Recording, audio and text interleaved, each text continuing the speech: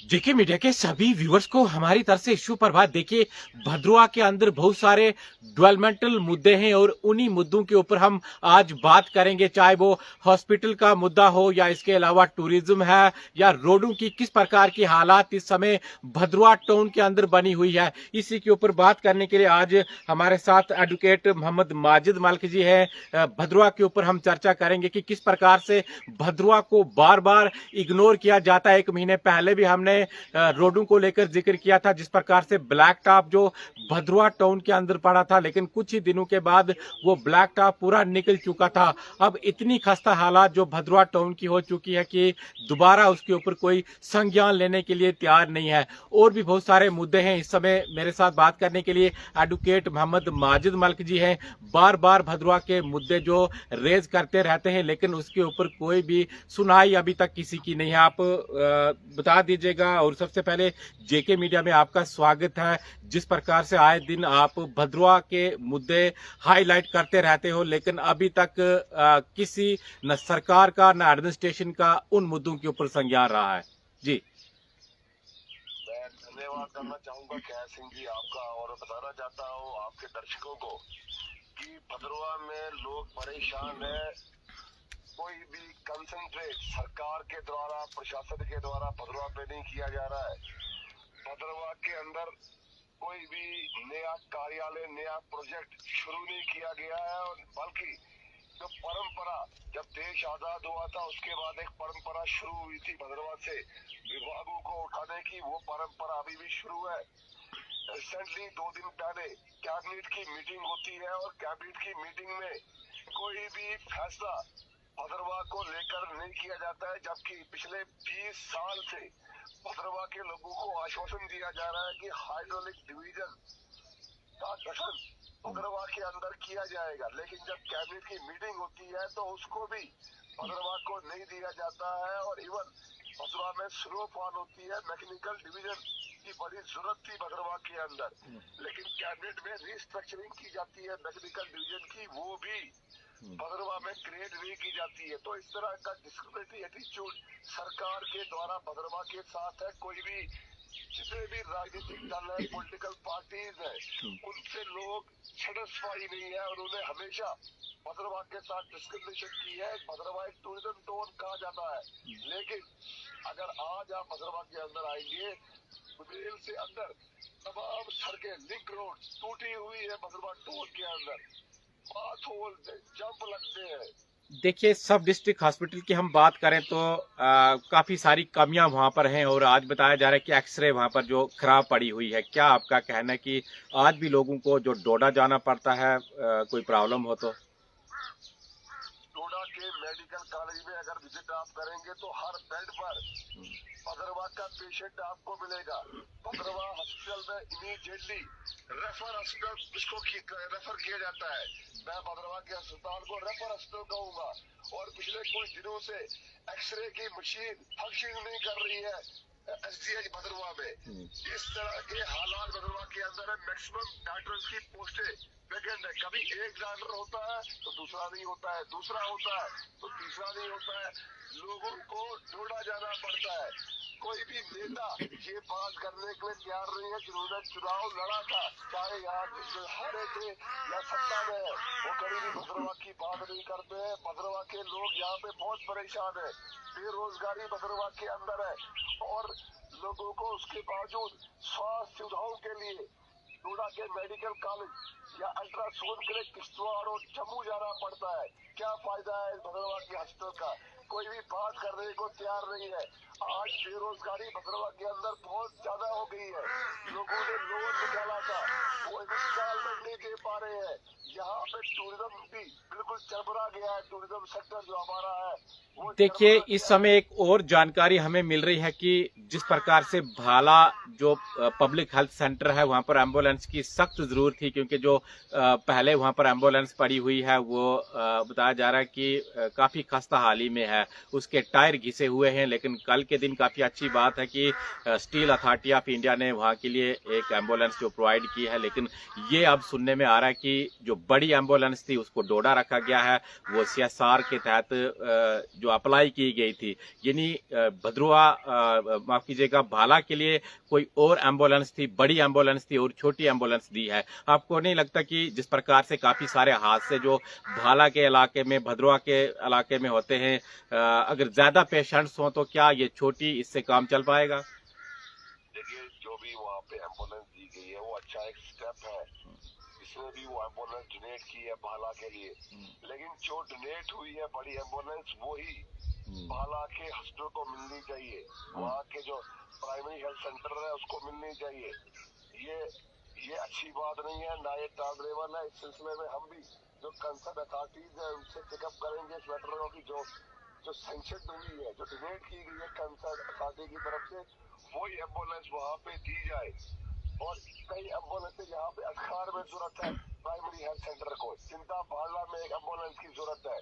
और हमारे ऐसे फार फ्लंग कंसर इलाका है, बंसला का इलाका है, मठोला का इलाका है, पंचग्राही में जरूरत है एम्बुलेंस का, जो टपड़ा खलैनी पटोली ऐसे चिका दरेरा में, बुढ़ाका में, ऐसे कई एरियाज हमारे हैं जहाँ पे एम्बुलेंस की जरूरत है, डॉक्टर्स की जरूरत है। देखिए, प्राइमरी हेल्थ सेंटर जो जी प्राइमरी हेल्थ सेंटर जो भाला का है, काफी ज्यादा आबादी, आपको पता है कि तहसील है और किस तरह से लोग आए दिन जो परेशानियों का सामना वहां पर करते हैं। क्या आपको लगता है कि एक एम्बुलेंस से वहां पर काम चल पाएगा, वो भी छोटी? और पहले मैंने आपको बताया कि जो पहली वहां पर एम्बुलेंस है वो जो उतनी अच्छी नहीं है, यानी वो भी जो बीच बीच में खराब होती रहती है। हमारी जो सड़कें हैं उन पे फ्लड बात होता रहता है, यानी कि एक्सीडेंट्स होते रहते हैं सड़कों पे। उसकी वजह से एम्बुलेंस की जरूरत 24/7 है। मैक्सिमम 5-6 एम्बुलेंस यहाँ पे स्टैंड बाई होनी चाहिए, जो कि नहीं है। हेल्थ जो फैसिलिटी है वो लोगों का फंडामेंटल राइट है। मैंने आपको बिगनिंग में ही कहा कि उससे वंचित रखा जा रहा है भद्रवा, बाला और चिराला के लोगों को।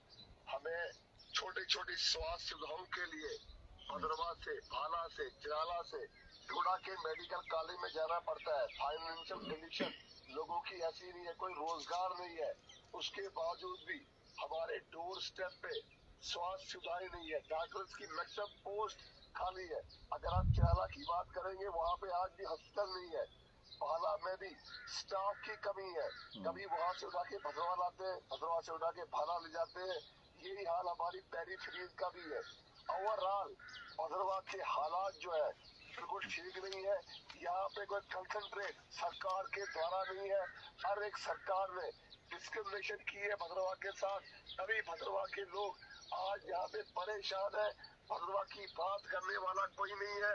हर तरफ लोगों में अनरेस्ट है, लोगों का टूरिज्म सेक्टर चरमरा गया है। जिस तरह से कुछ वर्ष पहले यहाँ पे टूरिस्ट आते थे, उस तरह से टूरिस्ट को यहाँ पे लाने का प्रयास नहीं किया जा रहा है। भद्रवा से डिपार्टमेंटों को उठा के ओल्ड साइड लिया जा रहा है और हमारा को डिग्रेड किया जा रहा है इस एरिया को, जिसकी वजह से यहाँ पे लोग परेशान है। सरकार को कंसंट्रेट करना चाहिए। भद्रवा एक प्राचीन और हिस्टोरिकल इलाका है, इसकी तरफ कंसंट्रेट करने की आवश्यकता है। भद्रवा के टूरिज्म को, भद्रवा के देखिए, काफी लंबे समय से लोग जो डिमांड कर रहे हैं कि भद्रवा को जिले का दर्जा दिया जाए, क्या आपको उम्मीद है? क्योंकि MLA जो भद्रवा हैं उनकी ओर से जो ये कहना था इलेक्शन से पहले कि भाई अगर कहीं भारत में डिस्ट्रिक्ट बनेगा तो सबसे पहले भद्रवा बनेगा। लेकिन उसके बाद काफी सारे जो स्टेटों में और इसके अलावा कुछ ही दिन हुए जो लद्दाख का एरिया है वहां पर भी 3 जिले जो ऐसा जो सुनने में आ रहा है। ये फेलियर है, चाहे कोई भी नेता हो। भद्रवा पॉलिटिकली अर्फन है, ये शोशेबाजी है। इन्होंने पहले कहा था देश में कहीं भी जिला मिलेगा तो पहले भद्रवा मिलेगा। उसके बाद राजस्थान में 70 जिले दिए गए, देश के विभिन्न हिस्सों में जिले दिए गए। रिसेंटली लद्दाख में 5 नए जिले दिए गए। भद्रवा की डिमांड जिले की बड़ी पुरानी है। मुझे लगता है कि इनकी करनी और कसरी में अंतर है। ये नेता नहीं चाहते हैं भद्रवा को जिला, और हमने भी तय कर दिया है कि हम भद्रवाह के जिले की जो संघर्ष है उसको करते रहेंगे, चाहे हमें अपने प्राणों की आहुति भी देनी पड़े। मैं आपके चैनल के माध्यम से ये बताना चाहता हूँ आपके दर्शकों को कि हमने जब से संघर्ष शुरू किया है, जब भी हम दबाव डालते हैं थोड़ा सा, तो ये राजनीतिक लोग बोलते हैं कि हम जिला जो है भद्रवाह को देंगे। ये चुनाव 2 बार जीत चुके हैं जिले के मुद्दे पे, लेकिन भद्रवाह को जिला नहीं बना सके। कोई भी मेमोरेंडम, कोई भी नीट भद्रवाह के जिले को लेकर इन्होंने नहीं की है, लेकिन उसके बावजूद भी ये लोग चुनाव जीतते हैं। लेकिन हम पीछे हटने वाले नहीं है। अगर बाकी लोग डरते हैं तो हम घबराएंगे नहीं, भद्रवाह के जिले के लिए संघर्ष करेंगे। भद्रवाह के जिले की जो डिमांड है वो लीगल डिमांड है, क्योंकि मैंने कहा कि भद्रवाह देखिए, सुधार के लिए गंडोला प्रोजेक्ट था और बताया जा रहा था कि मई के बाद इसका काम स्टार्ट होगा। कहां तक वो काम पहुंचा है, जरा इसके ऊपर भी बता दीजिएगा। अगर गंडोला भद्रवाह में बनता है तो उससे काफी ज्यादा डेवलपमेंट भद्रवाह की होगी। खैर जी, ये भी एक शोशेबाजी थी। मंगेरी लाल के सपने भद्रवाह के लोगों को राजनीतिक दलों ने दिखाए। जहां तक बीजेपी की बात आपने कही, हमारे यहाँ के विधायक ने कहा गंडोला छतरकला का टनल, जबकि यहाँ पे मुख्यमंत्री उमर अब्दुल्ला का आगमन हुआ था चुनाव के समय। उन्होंने कहा था हाइड्रो इलेक्ट्रिक डिवीजन में भद्रवाह को दूंगा, फुल फना यूनिवर्सिटी भद्रवाह को दूंगा। कुछ नहीं, भद्रवाह को उजाड़ने का काम इन राजनीतिक लोगों ने किया है, फंसाने का काम नहीं किया है। हम लोगों को कोई भी कॉन्फिडेंस इन नेताओं पे अब रहा नहीं है। भद्रवाह के लोगों को खुद अपना संघर्ष करना पड़ेगा, अपनी वॉइस रेज करनी पड़ेगी, तब तक भद्रवाह के साथ रूट। चलिए, लास्ट में फिर से आते हैं कि टाउन के अंदर जो रोडों की इस समय खस्ता हाली है। 1 या 1.5 महीने पहले भी हमने ये कवरेज की थी। उसके बाद डिपार्टमेंट जरूर हरकत में आया था, लेकिन काम वहां पर अभी भी नहीं हुआ है। क्या फायदा इस ब्लैक टॉप का? आपने इतने पैसे जो खर्च किए हैं टाउन के अंदर। भद्रवाह टाउन के अंदर ब्लैक टॉप नहीं करवा सकते हैं। जो लोग भद्रवाह की सड़कों को बेहतर नहीं बना सकते हैं, पाथ होल्स की फिलिंग नहीं कर सकते हैं, भद्रवाह के शहर के अंदर रेवेन्यू कॉम्प्लेक्स का निर्माण नहीं करवा सकते हैं, उनसे क्या आशा और अपेक्षा करते हो आप कि वो हाइड्रो इलेक्ट्रिक डिवीजन भद्रवाह में क्रिएट कराएंगे, वो मैकेनिकल डिवीजन भद्रवाह में क्रिएट करेंगे, वो गंडोला 4 लेन छतरकला का टनल क्या बनाएंगे जो सड़कें नहीं बना पा रहे हैं। इसलिए हमें कोई आशा और अपेक्षा इन लोगों से नहीं है। मैं बार बार भद्रवाह के लोगों से यही निवेदन करता हूँ कि अपनी लड़ाई, अपना संघर्ष हमें खुद करना पड़ेगा, चाहे वो भद्रवाह का जिला हो, 4 लेन रोड हो, कंस्ट्रक्शन ऑफ रेवेन्यू कॉम्प्लेक्स हो, भद्रवाह की सड़कों का निर्माण हो, ब्लैक टॉपिंग हो, डैमेज रोडों को रिपेयर करना हो, इसके लिए भद्रवाह के लोगों को खुद खड़े होना होगा। चलिए, बहुत बहुत शुक्रिया आपका। जिस प्रकार के काफी सारे मुद्दे जो इस समय एडवोकेट मोहम्मद माजिद मलिक जी बात करने के लिए मौजूद थे, इन्होंने बताया कि किस प्रकार से भद्रवाह के साथ जो डिस्क्रिमिनेशन किया जा रहा है, चाहे वो सड़कों की हालात हो, हॉस्पिटल जो सब डिस्ट्रिक्ट भद्रवाह का है क्या उसके जो हालात हैं, इसके अलावा टूरिज्म किस प्रकार का है और किस तरह से जो भद्रवाह के साथ बार बार डिस्क्रिमिनेशन किया जाता है। बार बार ये जो भद्रवाह के मुद्दे के ऊपर बात करते हैं, लेकिन कोई भी सुनने के लिए तैयार नहीं है, न एडमिनिस्ट्रेशन सुनती है, न सरकार सुनती है। उम्मीद है कि बहुत सारे मुद्दे जो भद्रवाह के अंदर है, खासकर आज के टाइम में जो हॉस्पिटल का मुद्दा है या जो सड़क इस समय जो पूरे टाउन के अंदर जो सड़कें हैं वो खराब पड़ी हुई है, ब्लैक टॉप उनके ऊपर किया गया था, लेकिन पूरा ब्लैक टॉप इस समय निकल चुका है। उम्मीद करते हैं कि डीसी डोडा इसके ऊपर संज्ञान ले और ये जो सड़क का काम वहां पर किया गया था, यानी टाउन के अंदर जो ब्लैक टॉप किया गया था, उसके ऊपर जो कार्रवाई की जाए कि आखिर इतने जल्दी ये ब्लैक टॉप कैसे निकल गया। आप देखते रहिए जेके मीडिया। धन्यवाद।